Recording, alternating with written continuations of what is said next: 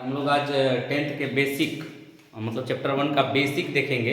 अब ये बेसिक देखने के बाद जानते हैं आपको किताब बनाने में कोई परेशानी नहीं होगी।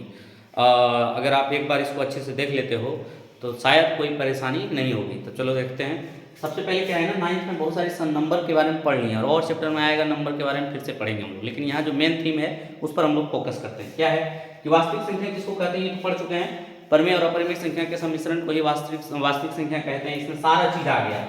मतलब माइनस इंफिनिटी से शुरू होगा, जैसे -4, -3, -2, -1, 0, 1, 2, 3, 4 है ना, 2/3, 4/3 है ना, और पाई ये आपका क्या नाम है नॉन टर्मिनेटिंग जो आएगा 3.3333 चलते रहेगा ये भी आएगा।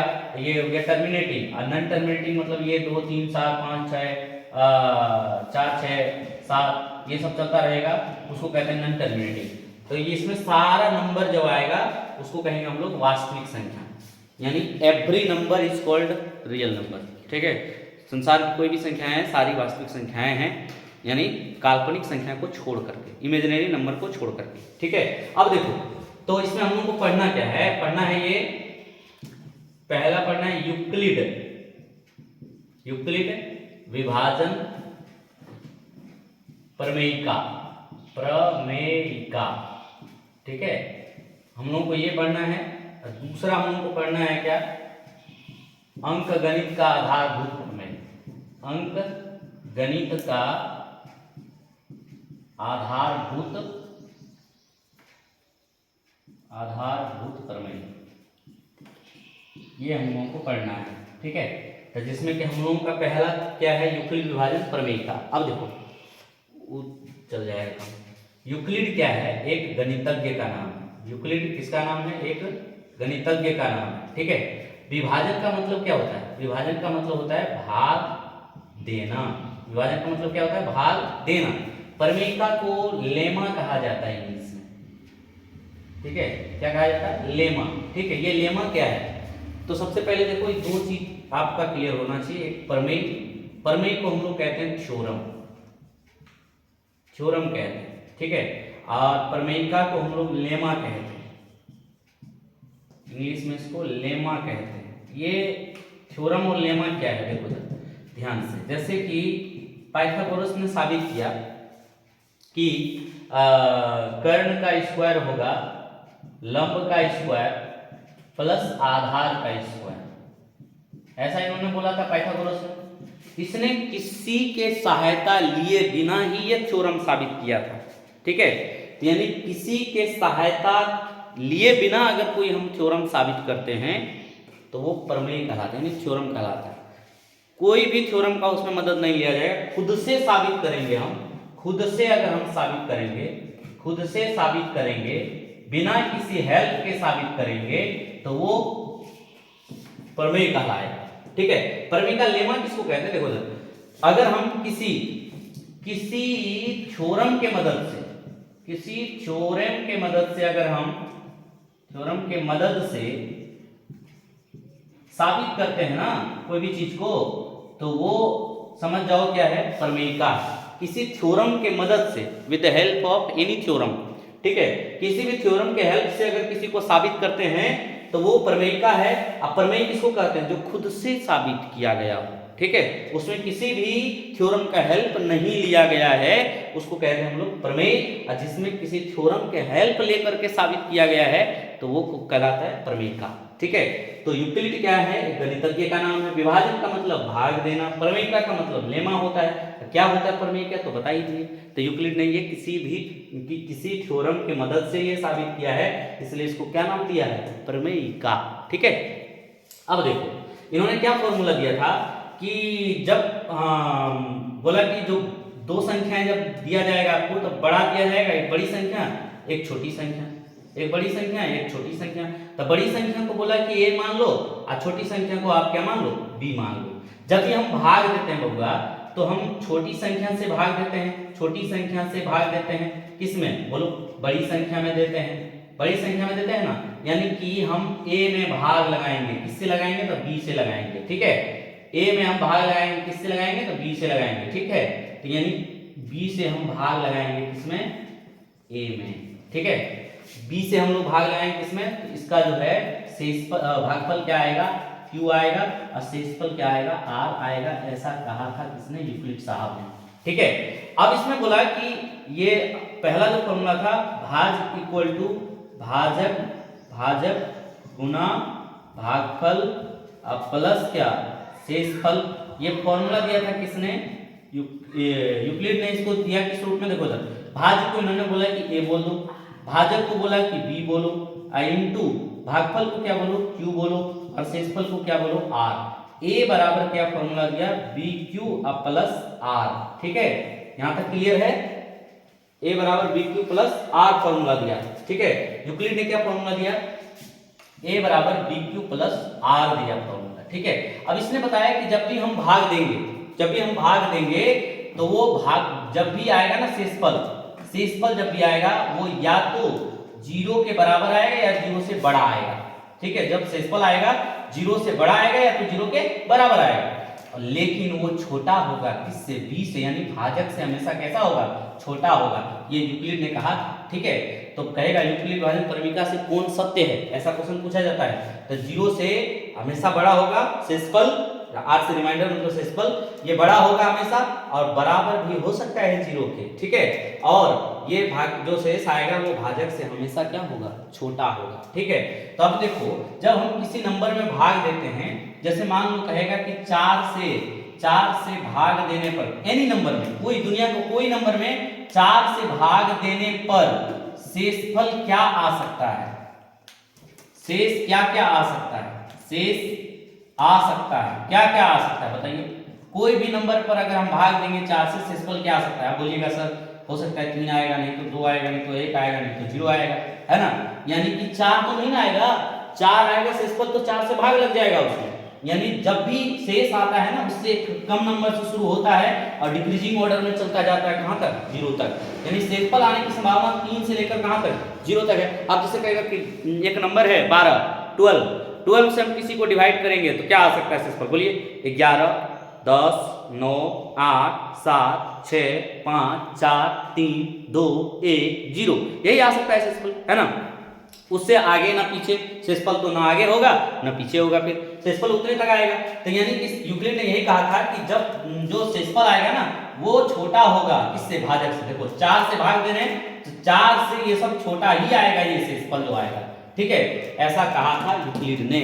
तो ये बबुआ बेसिक है, इसकी जानकारी आपको नहीं होगी तो यूक्लिड विभाजन प्रमेयिका है क्या नहीं पता चलेगा। अब फिर सवाल बनना तो मुश्किल हो जाता है। बहुत लड़के क्या करते हैं कि अगर मान लो 12 से भाग दे रहे हैं, नीचे 44 बच रहा है, क्योंकि सर ने बताया है कि नीचे जो बचेगा उसी से भाग दे देंगे, तो नीचे 44 बच रहा है, उससे फिर ये दूसरी बार भाग लगा दिया जा रहा है। नहीं बबुआ, ऐसा नहीं करना है।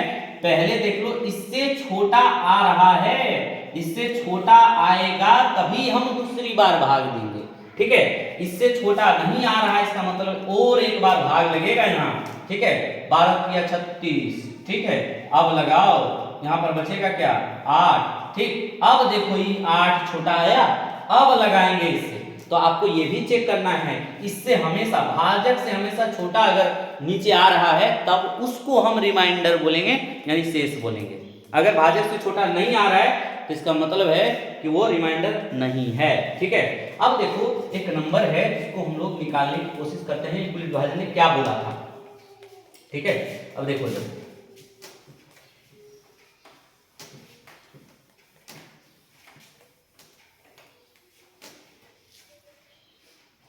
जैसे मान लो 16 है और 42 है, दो नंबर है। इसमें कह रहा है कि इसका यूक्लिड विभाजन प्रमेयिका से क्या निकालिए, एचसीएफ निकालिए। एचसीएफ किसको कहते हैं तो आपको मालूम है, हाईएस्ट कॉमन फैक्टर, ठीक है। इसको कहते हैं महत्तम समापवर्तक, ठीक है। अब देखो इसी को मौसम भी कहते हैं शॉर्टकट में। अगर हम अपनी भाषा में बोले ना कि वो जो साझा नंबर जिससे दोनों में बड़ा से बड़ा साझा नंबर जिससे दोनों में भाग लगे, ठीक है। अब जैसे इसी को लिख देगा 42/16, तो कहिएगा सर किससे कटेगा ये, तो 4 से कटेगा, नहीं कटेगा, 2 से, 2 × 8 = 16, 21 × 2 = 42।